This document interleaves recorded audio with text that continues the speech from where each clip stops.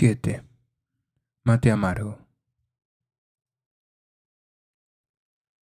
Yo ya tenía el dato de que iba a la selección mayor antes del partido con España en el Mundial de Holanda, aunque podía jugar un año más en categoría sub-20. Lo cito en mi habitación, me siento en mi escritorio, lo siento allá y le digo, me llamó el maestro, me mira y prosigo. El maestro es Peckerman. En el próximo partido de la selección mayor vas a ser citado, pero primero tenemos que hablar de este Mundial. Este es un secreto entre vos y yo, ¿eh? ¿Y sabe el técnico que yo te dije? Esta noticia me mata. Puso una sonrisa y se fue. Tenía esa comunicación. Es de pocas palabras. Yo me comunicaba mucho con dibujos. En el Mundial 2006 me acuerdo de que le dibujé un auto de Fórmula 1. Tenía que dar muchas vueltas todavía. No era el momento de él para ganar la carrera. Él no lo aceptaba, pero lo escuchaba, y se guardó el dibujo. El profe Salorio. El periodista argentino Luis Calvano recuerda encontrarse con Leo en su primera convocatoria de camino al campo de entrenamiento. Fue en Budapest, en la previa del partido de su debut, el de la expulsión. Leo había sido el primer futbolista en llegar desde Europa y andaba medio solo. Yo caminaba detrás de él. Íbamos rumbo al campo de juego del estadio Puskás, recuerda Galvano. Ahí se cruzó con otros jugadores que habían ido directo a la cancha desde el aeropuerto y no desde el hotel como Leo, porque los vuelos se demoraron. Me dieron ganas de presentarlo porque un par le pasaron de largo sin saber quién era. Él caminaba como siempre, cabizbajo pegado a la pared. El primero que lo reconoció fue Luciano Figueroa, quien lo abrazó y empezó a presentar al resto que iba llegando. En ese primer entrenamiento pasó por las pruebas tácticas y colectivas de siempre para los nuevos. No recibió el balón de sus compañeros, debió aceptar la jerarquía, se puso al final de la cola en las comidas. Quien supera eso puede considerarse a todos los efectos internacional argentino. Ya en la práctica, Messi refunfuñó varias veces porque no le daban la pelota, mientras Peckerman le pedía que, en vez de enojarse, se mostrara. Continúa el periodista. Estaban jugando todos, no solo Messi. Su presencia en los últimos partidos de eliminatoria antes de la Copa del Mundo, que se iba a celebrar 9 meses después. Pero la sospecha generalizada era que, tras su excepcional Mundial Juvenil, Leo no podía faltar. Desde muy pronto el presidente de la Federación, Julio Grondona, había reconocido que el talento de la Pulga le iba a convertir en figura de la selección. La rápida organización de los dos amistosos sub-20, adelantándose a España, marcó el camino del apoyo institucional. Sí, a Diego Armando Maradona, Grondona tuvo que aprender a manejarlo, le iba a ser su hijo predilecto, su creación. Yo quiero que esté en este equipo, que es el equipo de su hijo, le comentó a Jorge Messi en una ocasión. Argentina será tu equipo y te harán capitán, le anunció a Leo. Efectivamente, tras su debut de 90 y pocos segundos en el verano de 2005, la Pulga fue habitual en las convocatorias de José Peckerman, que consiguió clasificar a los suyos para el Mundial de Alemania. Los tíos de Messi, siendo este un crío, le solían decir en joda que iba a jugar esa Copa del Mundo. Así quedó la fecha, pero en chiste, nunca me imaginé que iba a jugar uno y menos tan rápido, contó Leo años después. Como ocurre en el mundo anglosajón, quizá como remanente de aquella cultura en la psique argentina, el brazalete de la selección albiceleste tiene mucho peso. Es el faro del grupo. En ese mundial, el capitán era Juan Pablo Sorín y, mientras la capitanía cuente con el apoyo de los veteranos y los jugadores de más peso, el del brazalete es el ganador de cualquier enfrentamiento. Así se explica en Argentina la ausencia de Juan Sebastián Verón en las convocatorias premundialistas y en la plantilla final para Alemania. La pelea entre Juan Sebastián Verón y Juan Pablo Sorín, en medio del partido entre Inter y Villarreal, vista por millones de televidentes del mundo, desnudó una herida interna bien profunda en la selección argentina. Se leía en el Clarín en abril de 2006. Una que deja adentro a Sorín, incluso es el capitán, y viene afuera a Verón. Todo mientras desde el entorno del jugador del Inter aseguran que Sorín es el principal responsable de la no presencia de Verón en las últimas convocatorias. Verón había sido muy influyente con el seleccionador Daniel Passarella y el referente absoluto con Marcelo Bielsa, incluso cuando el capitán era el central Roberto Ayala, pero el centrocampista dejó de ser convocado desde la elección de Pekerman y a diferencia de Bielsa, que dejaba votar a los futbolistas, escogió a Sorín ignorando las presiones de algunos de los veteranos para que se diera la cinta a Ayala. Así de político es el asunto. Las jerarquías están para ser respetadas. Leo Messi sabía lo que ocurría, pero lo miraba todo desde la distancia de su grupo, el de los nuevos. Junto a Oscar Ustari, fue el único menor de 20 años en acudir a aquel torneo. Lejos del césped, se movió un paso por detrás del resto, medio invisible. Sabía que, como le había ocurrido en el vestuario del Barcelona, debía pasar por la habitual fase de aprobación general. El paso adelante que había dado en el Barça se convertía de momento en un paso atrás con Pekerman. Estaban ahí para aprender y esperar su turno. Júntese con el equipo, Leo, le recomendaba Pekerman, pero Messi prefería sentarse con Ustari, Pablo Zabaleta o incluso Javier Mascherano, con quien congenió al instante. La primera vez que lo vi fue justo antes del Mundial, recuerda Eloy, jugador del Barcelona. Pese a estar lesionado, Pekerman pidió a Mascherano que se juntara con el grupo en Suiza, donde Argentina iba a disputar un amistoso contra Inglaterra. En ese viaje pasamos varios días juntos. Primero nos vimos en su habitación de hotel. La verdad es que no salía mucho de su habitación. Era tan callado, tan introvertido. Teníamos amigos en común y eso ayudó con la conversación. Pero al ser nuevo le costaba más. A Leo le avergonzaba pensar que se metía por medio, no quería molestar. Yo también era joven, tenía 22 años, continúa Mascherano. Él, 18. A partir de ahí crecimos juntos y nos hicimos buenos amigos. Mientras tanto se definía la escuadra final de un modo muy argentino. Pablo Aimar había realizado una buena temporada en el Valencia, pero causó baja por una meningitis aguda en abril de 2006 que le dejó muy débil.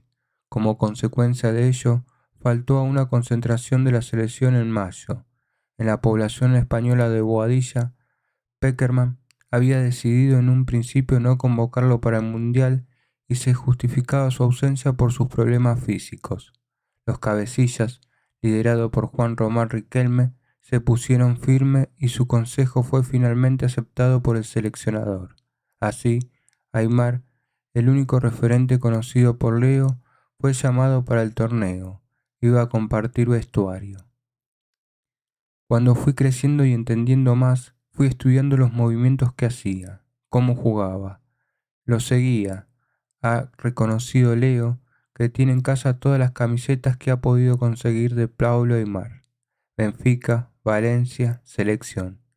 En esa temporada que acababa, Leo esperó a Pablo Aimar para pedirle la de Valencia. Debería ser yo el que las coleccionara, dice hoy el ex River. Leo, incluido en la escuadra final, también llegaba al Mundial muy justito. Tras desgarrarse contra el Chelsea en marzo, volvió a recaer en abril y Rijkaard no le vio en forma en mayo para la final de la Liga de Campeones. No tenía ritmo de competición, pero no quería estar en la selección mayor para acompañar. Deseaba ayudar, dar lo que incluso no tenía derecho a dar a su edad y con su estado físico. Unos días antes de viajar a Alemania en un amistoso de la selección con un combinado sub-20 en el Estadio Monumental, Pekerman le hizo jugar la última media hora del partido para ver en qué forma se encontraba tras 79 días parado. Era también una manera de destensarlo, El seleccionador trataba de ese modo su obvia ansiedad por participar. Acabó el partido con normalidad, se dirigió al túnel abatido a toda prisa y se puso a llorar. ¿Te lesionaste, Leo? ¿Te lesionaste?, le preguntaron. Messi negó con la cabeza. No era eso. El problema no iba por ahí. Mantuvo la atención dentro, en silencio. Se fue cambiado con gesto contrito. Y finalmente lo soltó. Leo decía, inconsolable, soy un desastre, así no puedo jugar. Hablaba su orgullo, el deseo de estar mejor de lo que estaba, la necesidad de no pasar de largo ante un mundial, Leo y su eterno descontento. Messi era visto por sus técnicos y compañeros como un niño de 18 años que a veces parecía tener 25 sobre el césped y 14 fuera de él. Teníamos una habitación cada uno conectadas por una puerta en medio, recuerda Oscar Ustari. Entró en la mía y él detrás. Como en cada una teníamos 2 camas, me dice, ¿no vas a dormir acá solo y yo solo allá? Y durmió en mi pieza. Y constantemente, a todas horas, se ponía a hacer jueguitos, con cualquier cosa, con la hierba del mate. Yo llevaba mate en bolitas y él le daba docena de veces haciendo jueguito.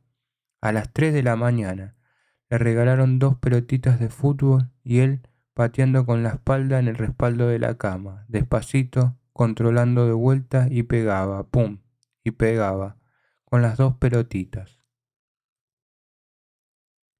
Y a la Play se jugaba todos los días.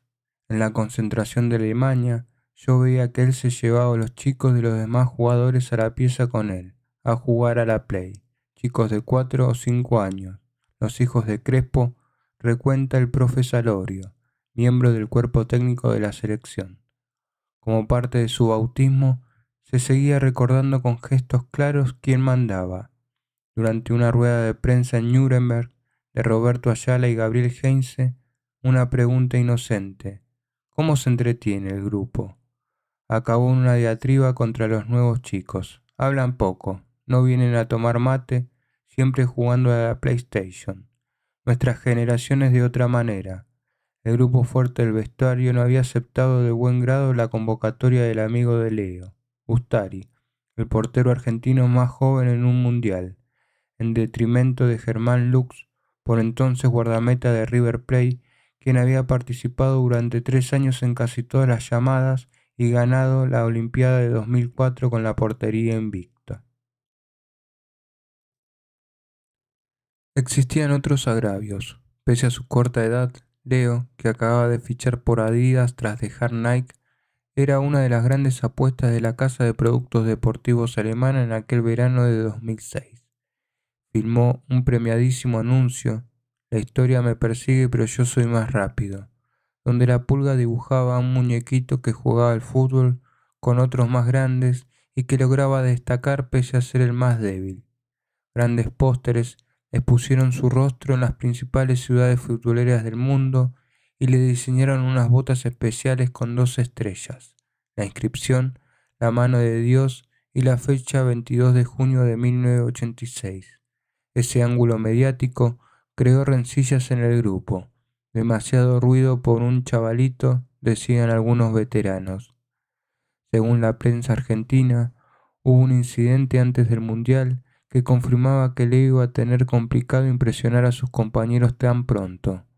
En un entrenamiento, Messi le hizo un caño a Heinze. Eso, en el código Tazo del futbolista argentino, debe ser vengado. A continuación, el defensor le entró con dureza, pero se iba a llevar una sorpresa. La pulga le miró a los ojos y le lanzó de ese modo una advertencia. No me hagas esto otra vez. Cuenta Marcelo Sotile en El Distinto que, en realidad, en aquella Copa del Mundo, aunque no lo vayan a reconocer públicamente, no lo trataron como a un grupo de hermanos, como solía decir el capitán Juan Pablo Sorir. Messi estaba solo o bastante solo. Se distraía con una pelotita chiquita que siempre tenía con él, y su único compinche era Ustari. Y así, entre dudas y lecciones, se llegó a su primera gran presentación universal. el Mundial, el que soñaba ganar con Argentina. Javier Saviola y Hernán Crespo fueron los delanteros titulares ante Costa de Marfil. Pekerman no le hizo jugar y la victoria fue por 2-1. Supuso un buen inicio, aunque el juego no fuera brillante. Serbia y Montenegro era el siguiente rival. Maradona bajó al vestuario para saludar a los chicos y, en una parte, le dijo a Leo: «Fuerza, coraje y hace un gol». El estadio del Herzogenkirchen, repleto, le valió salir en el minuto 75 sustituyendo a Maxi Rodríguez, con el marcador reflejando la superioridad albiceleste, un 3-0 que premiaba la rapidez y eficacia del conjunto.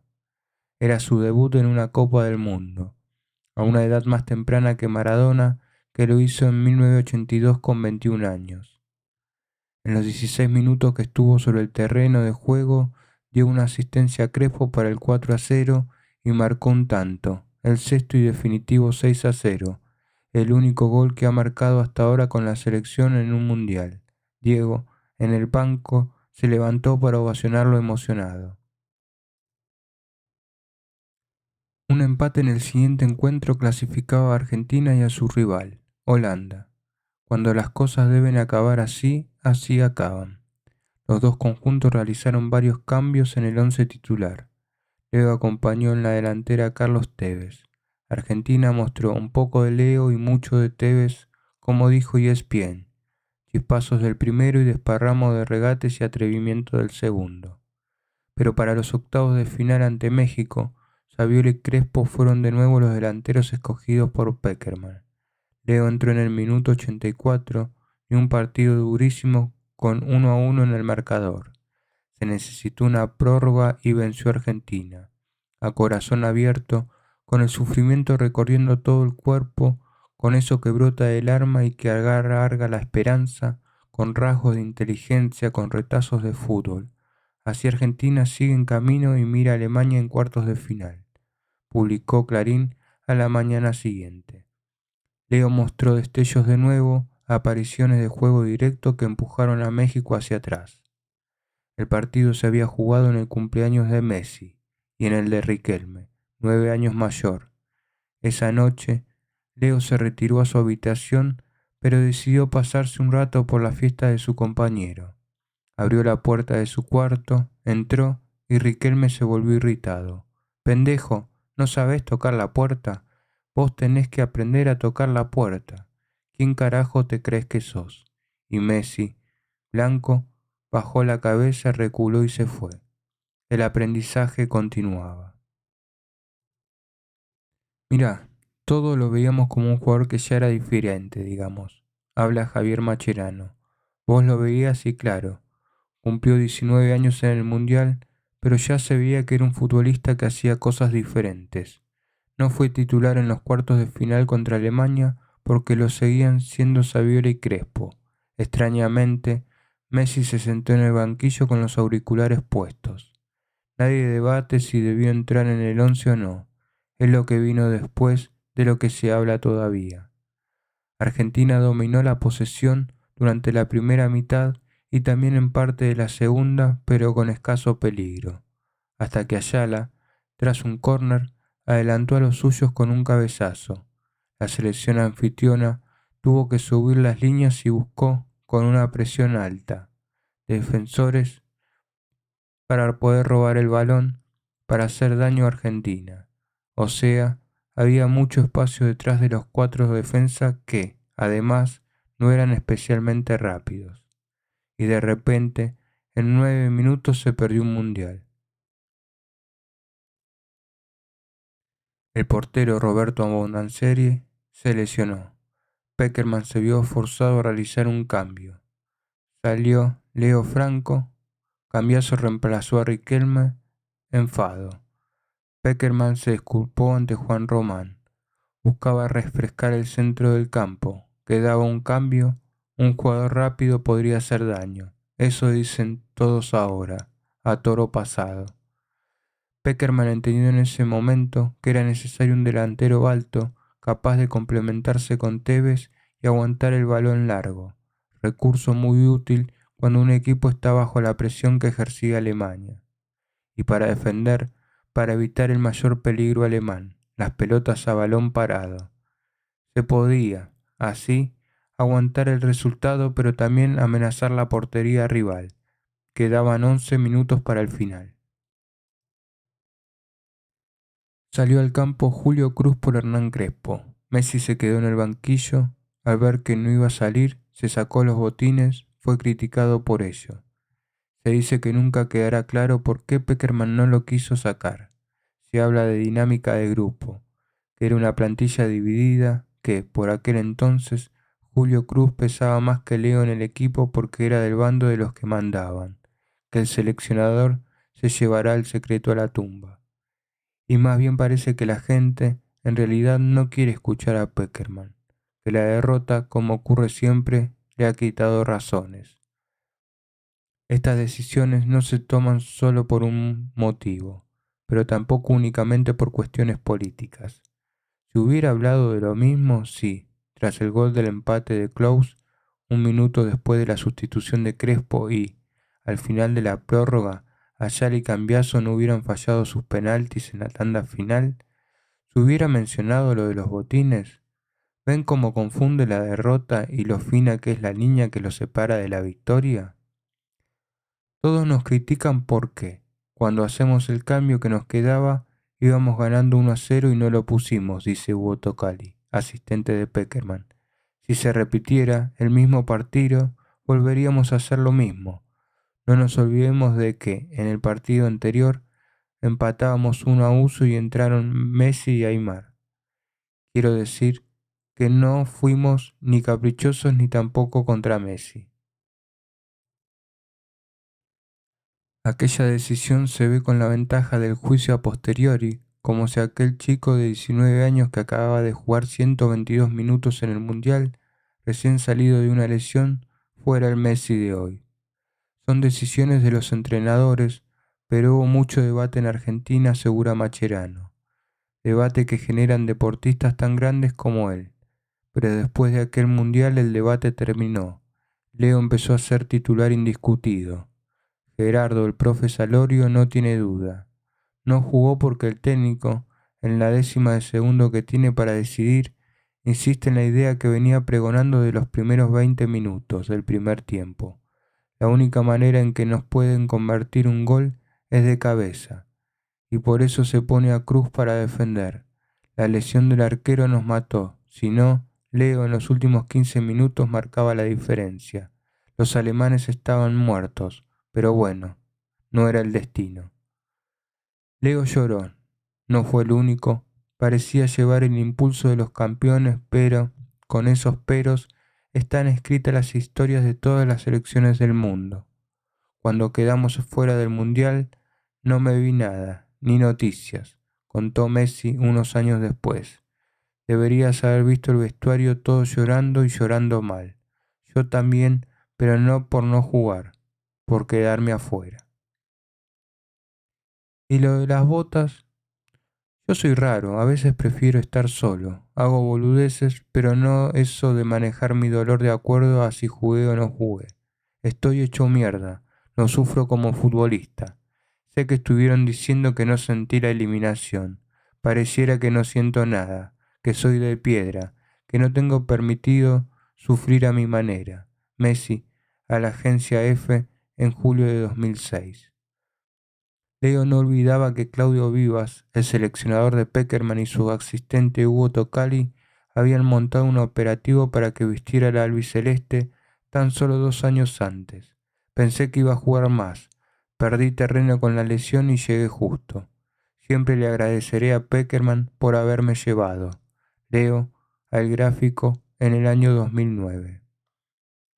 Acababa de debutar en el Mundial y eso se llevó a casa. Eso y el dolor de una derrota nacional que, 13 años después del último gran título, la Copa América de 1993, y pese al buen sabor de boca de sus actuaciones, dejaba la vieja herida todavía abierta. Argentina llegó como favorita a la Copa América del año siguiente en Venezuela y Leo Messi como titular. Jugó los 90 minutos del partido inaugural contra Estados Unidos, 4-1, con un Crespo efectivo que marcó 2 tantos. La chispa y calidad de la Pulga fue mentada por los cronistas. En el segundo encuentro ante Colombia, volvió a salir en el 11, provocó el penalti para el empate a 1 y formó parte de la creación del segundo gol de Riquelme, en una clara victoria albiceleste por 4-2. Con el pase a la siguiente ronda en el bolsillo, Leo descansó de inicio ante Paraguay, a la que se le venció por la mínima. Jugó los últimos 25 minutos. Messi marcó el segundo tanto de los cuartos de final contra Perú, finalmente otro contundente 4-0.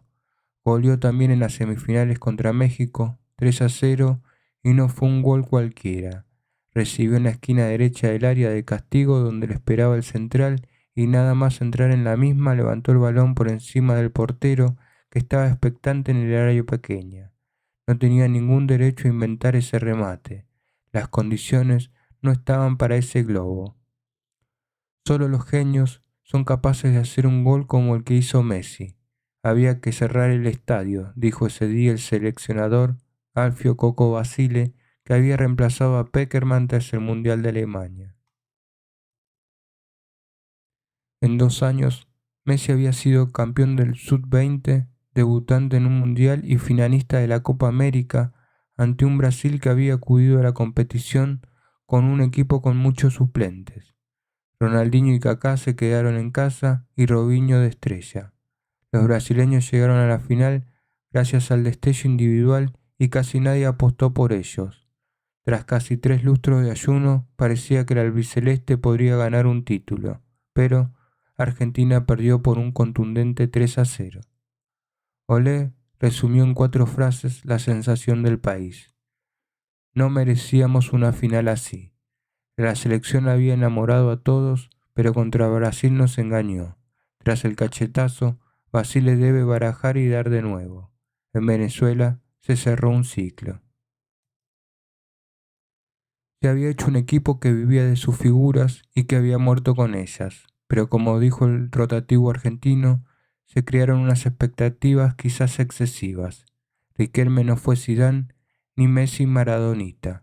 A Messi se le disculpó por la edad y rango, pero cayeron críticas durísimas hacia Riquelme, al que algunos incluyeron en el reciclaje necesario.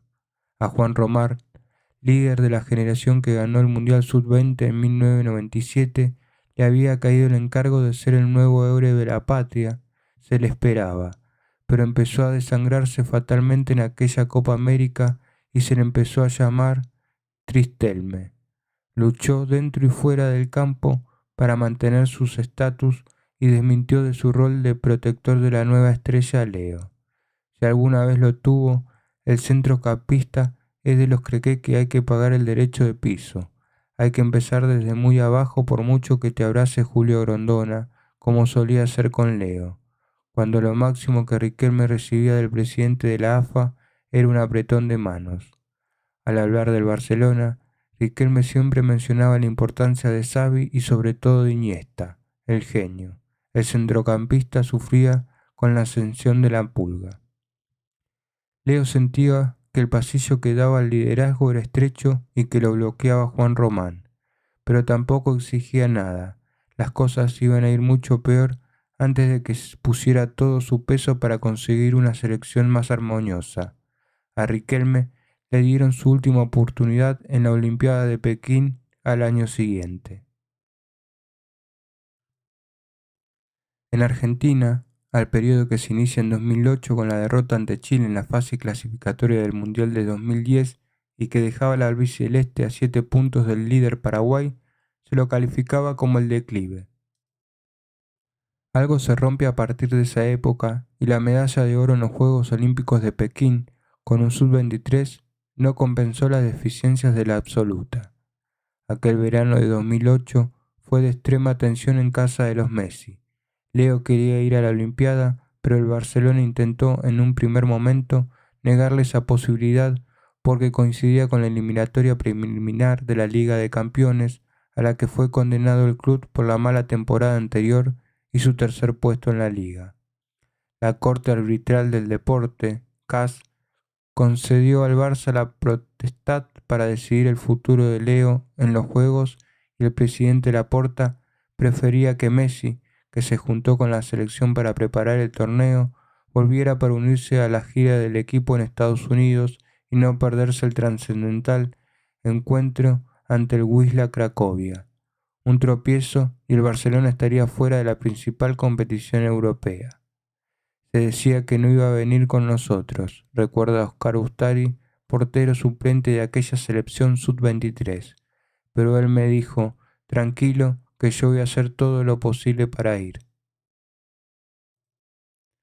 Guardiola, recién llegado, había decidido a convertir a Leo Messi en el eje del equipo al desprenderse de Ronaldinho y Deco, pero en una conversación telefónica con Lionel desde su habitación en Nueva York, donde se hospedaba el Barcelona, fue totalmente consciente del complicado mes que había pasado la Pulga, que hasta ese momento se había puesto a disposición del club.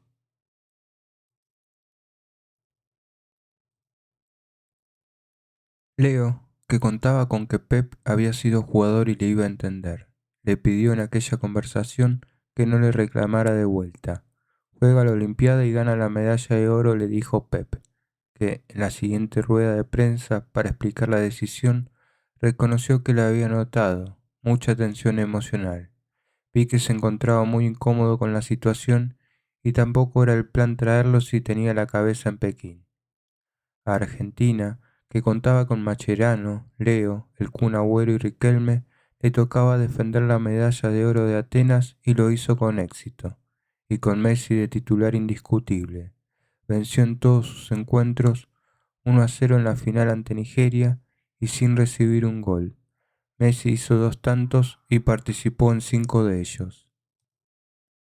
Aquel torneo olímpico se recuerda por 3 cosas, por algo que el público no vio, pero que quedó grabada en la memoria de los testigos. Lo cuenta Ustari. Me agarró no sé qué en el cuerpo cuando vi a Kobe Bryant, que fue a saludar a mi amigo. No a Lionel Messi, a mi amigo. Kobe Bryant se le acerca a este desgraciado, decía yo. Entramos en el comedor, yo estaba filmando y diciendo, bueno, nosotros tenemos a uno o dos de los mejores jugadores del mundo, y justo ahí sale Román Riquelme y Leo, y lo filmo, y sigo. También podemos ver al más grande del básquet mundial. Estaba a una distancia y veo que viene caminando y me empieza a temblar la mano y la cámara. Leo se lo tomó con calma. Bueno, en realidad no sabía qué hacer. Como avergonzado de que viniera, no lo podía creer y nos hicimos una foto con él, claro. Por algo que se vio, un abrazo muy público de más de medio minuto, el de Leo a un Ronaldinho con medias bajas y mirada perdida, tras la histórica victoria albiceleste por 3-0 en las finales. Fue la simbólica representación del cambio de testigo en el Barcelona. Y por último, por algo que tampoco se vio pero se sentía, hubo un cambio grande del Mundial Sub-20 a la Olimpiada. Con el Mundial de por medio, continuó el portero. Cambiamos todos los de nuestra edad. Leo ya apuntaba a ser líder por creíble y querible. ¿Qué iba a pasar con Riquelme? Ese año empezó la transición hacia la Argentina de Leo. La Pulga iba a volver a Barcelona agradecido a su nuevo entrenador y con el empuje de un nuevo éxito con la selección. Se había subido al trampolín. El declive de la selección absoluta continuaba durante aquel 2008 y peligraba el cargo de Coco Basile, en lo que pareció un calculado gesto de presión hacia el seleccionador. Maradona señaló en televisión a Leo como responsable del pobre juego del equipo. Argentina acababa de empatar a 1 contra Perú. A veces Messi juega para Messi. Tiene tanta prepotencia que se olvida de sus compañeros, analizó Maradona por teléfono en Fox Sport con el asentimiento de los periodistas presentes. Es el Deportivo Messi. Si jugara con Agüero Riquelme, haría dudar más a los marcadores contrarios. Los encuentros no se ganan por abundancia, sino sabiendo atacar, y eso hay que trabajarlo. Sin embargo, otros jugadores, argumentaba Diego, merecían el cariño de la afición. Ojalá sea mejor que yo, pero ahora Mascherano es más Argentina que Riquelme y Lionel. A Tevez hay que serenarle y mimarle más. Lo único que está pidiendo es seguridad. Ni la capitanía ni nada extraordinario. Esa inseguridad le lleva a hacer más de lo que puede y a desbordarse. A Leo le falta carácter, ya había dicho Maradona el verano anterior, acusando a Messi de no hacerse valer cuando el Barcelona se peleaba con la Federación Argentina por su cesión para las Olimpiadas. En realidad, Messi había luchado, pero sin anunciarlos por los medios. ¿Qué pretendía Maradona, consciente de la presión que supone llevarla al albiceleste y de la edad de la pulga, 21 años? Sus palabras abrieron la veda. Messi podía ser objeto de crítica incluso antes de madurar en la selección. Se iniciaba la construcción de una imagen negativa de la pulga. Se creó cierto recelo hacia Leo, y aquello finalmente se resolvía si él ganaba solo los partidos, y un mundial si podía ser. Tarea ingente. A la familia Messi le dolía oír esas palabras. Tras otro largo viaje desde Buenos Aires a su llegada al aeropuerto del Prat, franqueando por su hermano Rodrigo, Leo contestó a su manera las palabras de Maradona. Estoy acostumbrado a que hable Diego. Ya sabemos todos cómo es.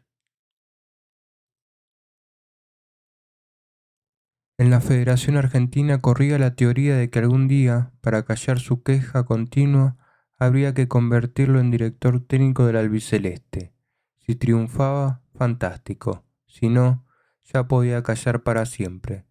Los errores y los malos resultados en la fase clasificatoria del Mundial de Sudáfrica hicieron que, tras una derrota ante Chile, Basile renunciara a la selección.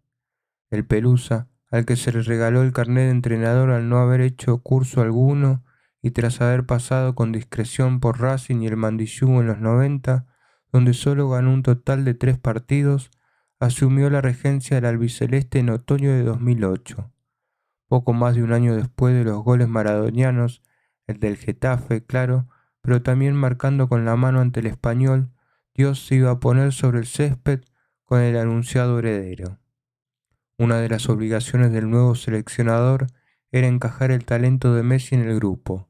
Ciertamente, empezaba a ser preocupante su desconexión con el centro del campo, su falta de alternativas para la descarga, las pocas pelotas que recibía y su insistencia en buscar la jugada individual por la falta de apoyos. El equipo tenía que mejorar, pero también la toma de decisiones de la pulga.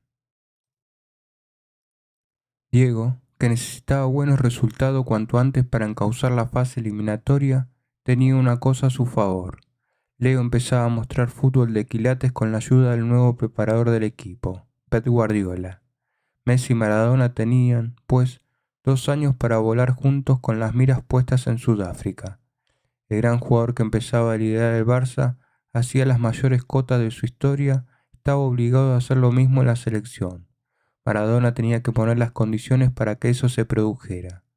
Así empezaba el juicio de aquellos años para el público argentino.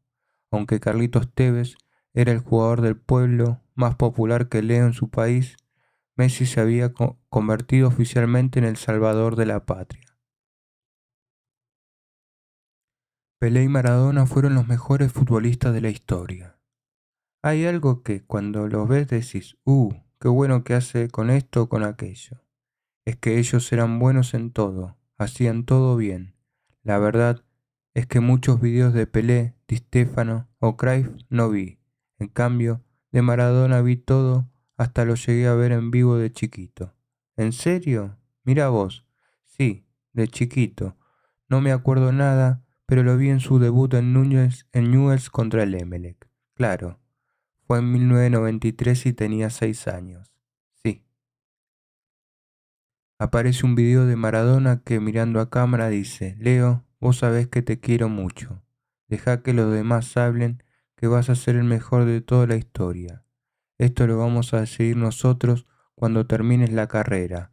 Hoy seguí haciendo lo que estás haciendo y que seas feliz con tu familia. Te quiero mucho, Leo. Está bueno, ¿no? Que tengan esa relación que tienen con Diego, porque todos lo quieren enfrentar. Ustedes no entraron en ese juego. No, y cuando él fue técnico de la selección fue más fuerte el acercamiento.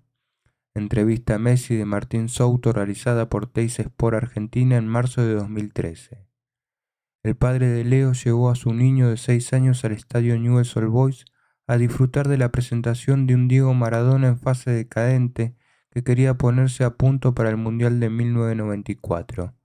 El club organizó un amistoso contra el Emelec de Ecuador y, como había hecho otras veces, se le pidió a Leo que saltara al césped para hacer jueguitos con una pelota que parecía el doble de grande de la que utilizan los mayores.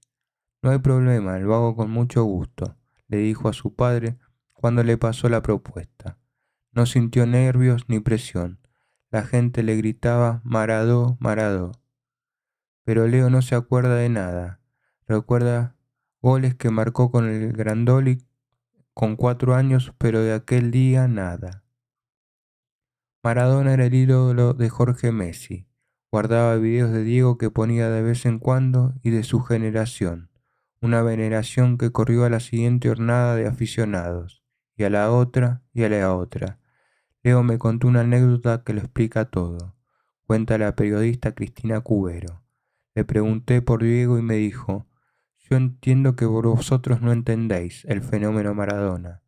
Para los argentinos es mucho más que un futbolista y yo, desde pequeño, me iba a casa de mis primos, de mi otro tío, de mi otro tío, y lo primero que hacíamos era sentarnos a ver sus goles contra Inglaterra.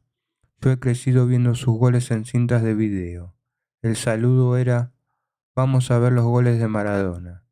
Así que, de pequeño, a Messi le introdujeron en un mundo futbolístico de héroes y villanos y victorias épicas, y de los goles legendarios que se guardaban en viejas cintas de video, como el gambeteo a la defensa inglesa en el Mundial de México que, como dijo el sociólogo Eduardo Archetti, contó con la mezcla perfecta de potrero, la libertad para criar y atrevimiento, la condición de pibe. Fue un gol inusual, casi romántico, que no pertenece a nuestra era, aparentemente tan racional.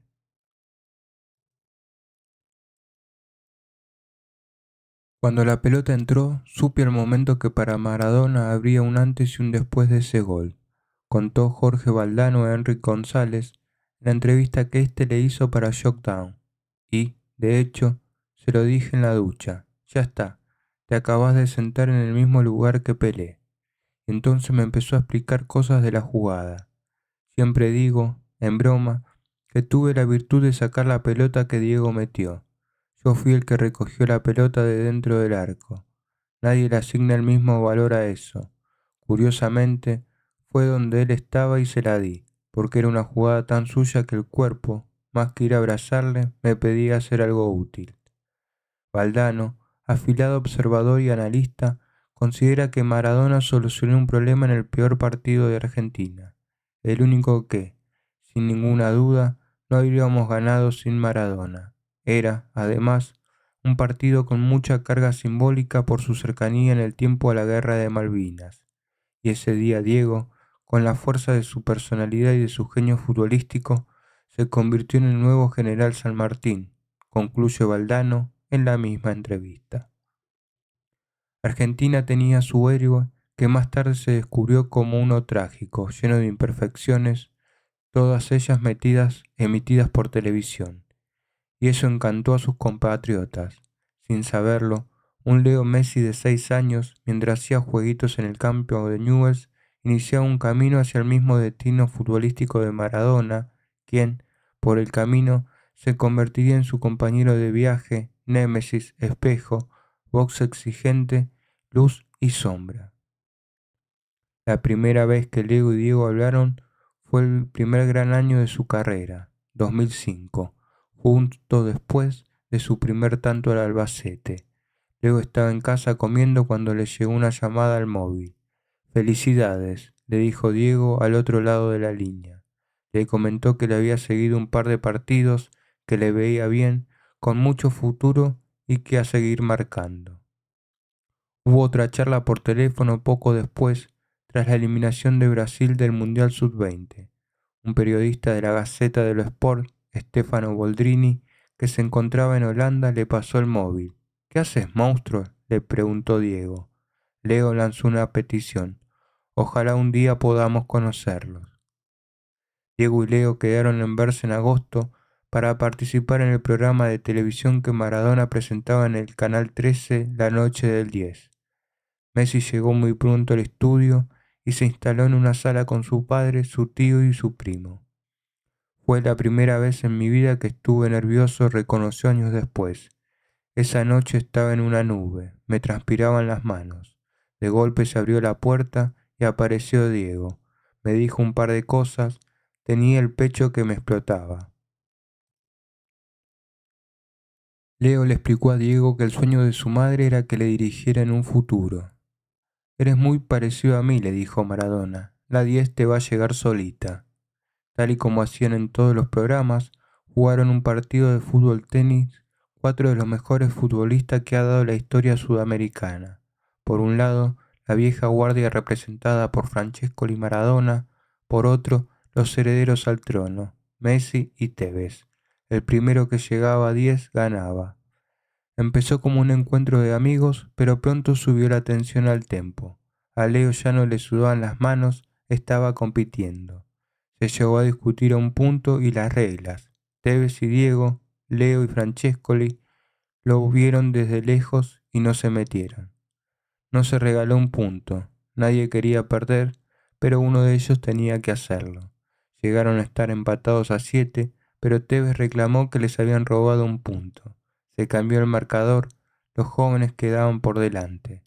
Todos cometieron errores, se jugaba algo más que un partido de fútbol-tenis. Al final, Leo y Tevez vencieron a Maradona y Francescoli 10-6, la única derrota de Diego en toda la serie.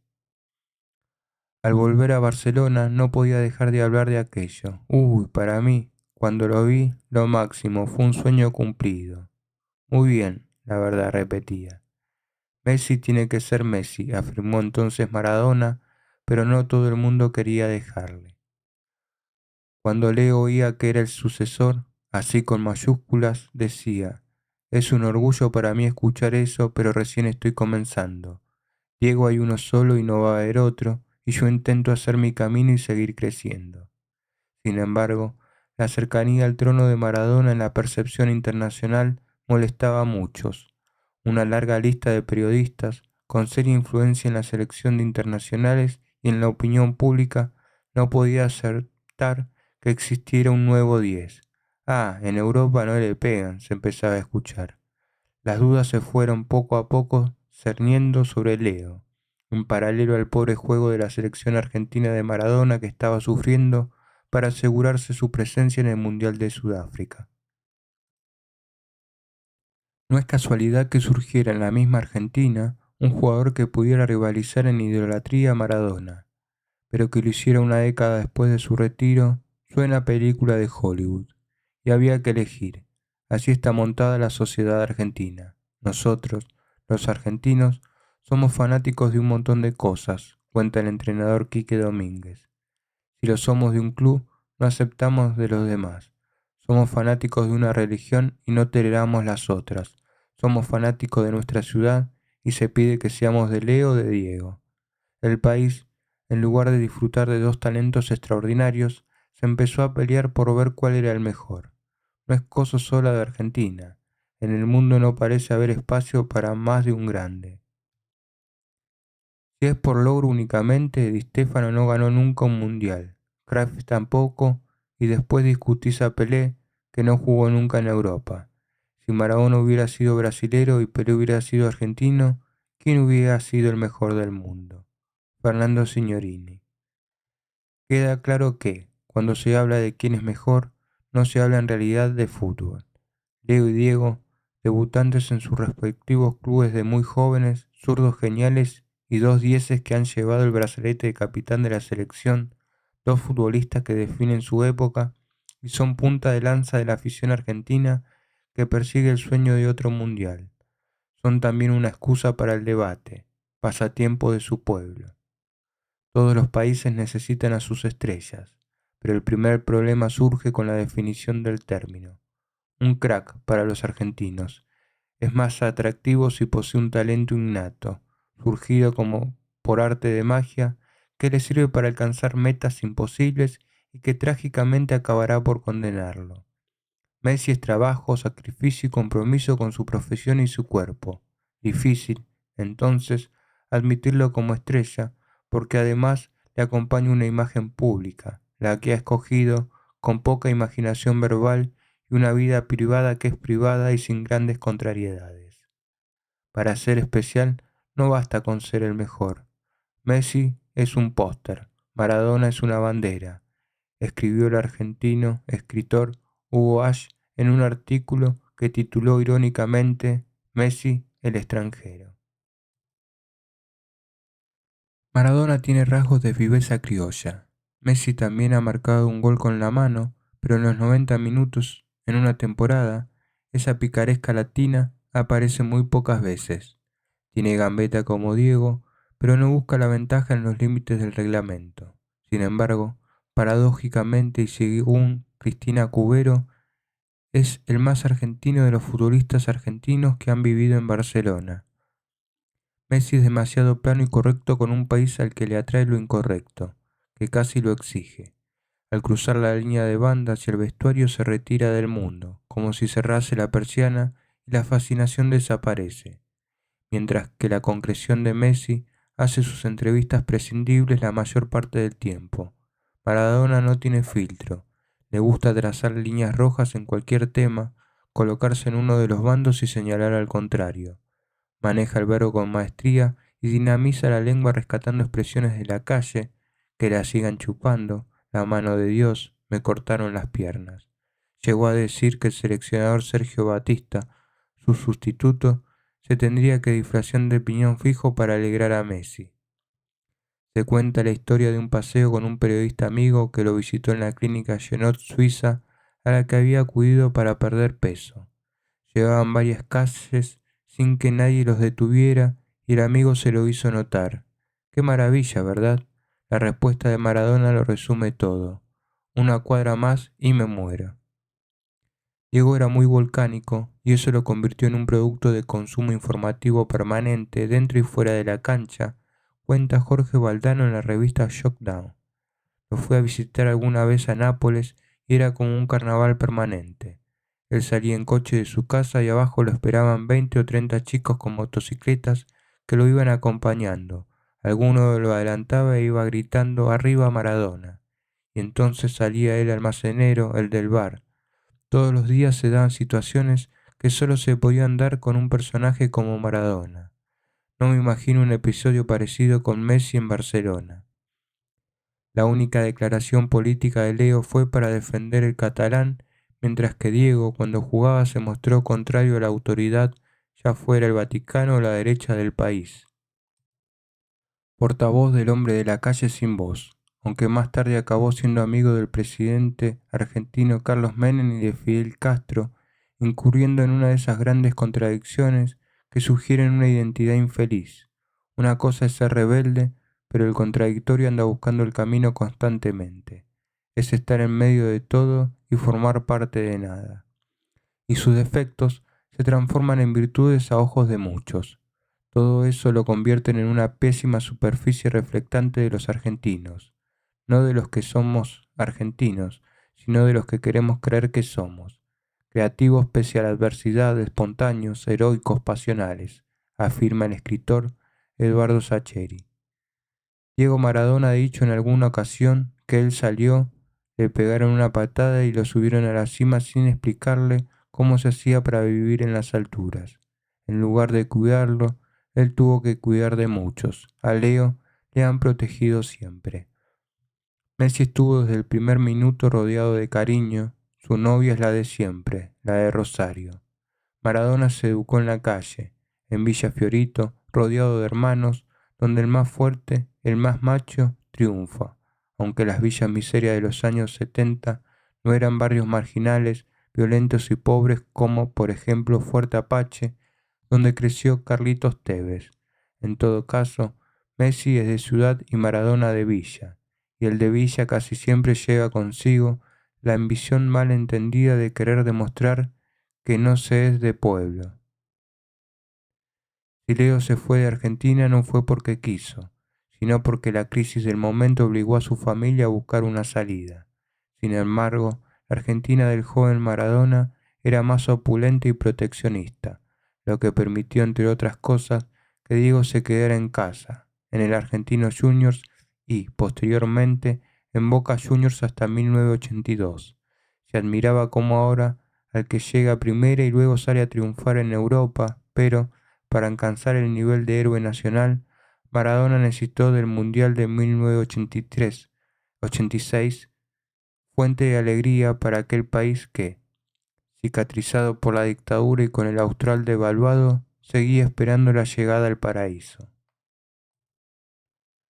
Luego está lo de ascender y caer con la tragedia del héroe infausto. En ese sentido, por nuestra historia y por nuestro modo de pararnos frente a la historia, Maradona nos representa mejor. No nos deja mejor parados, pero nos representa mejor, afirma el sociólogo Sergio Levinsky. A Maradona le encanta vivir al filo de la vida, compitiendo con la muerte. Messi, por su parte, abraza la vida, compite por ella. En esta época en la que se enmarca el bravucón que responde a todo al momento y se desprecia aquel que hace paciente puzzles, es normal que se hable de Maradona en términos tan loables. Y por eso tiene una religión.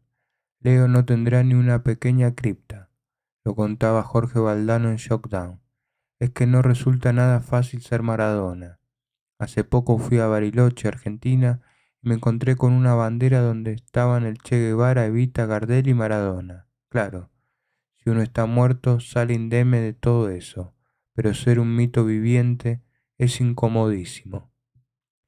Si Messi es cumbia, su música favorita, Maradona es rock latino, Charly García, Javier Calamaro, música melancólica y dulzona, Pimpinela, y cuartetazo, Rodrigo, complejo y con muchos rostros, pues. Ninguno es el tango, la melancolía de lo perdido, de la ausencia, a menudo el canto del derrotado que se baña en la pérdida. Aunque Messi se le acerca, lleva a Rosario encima.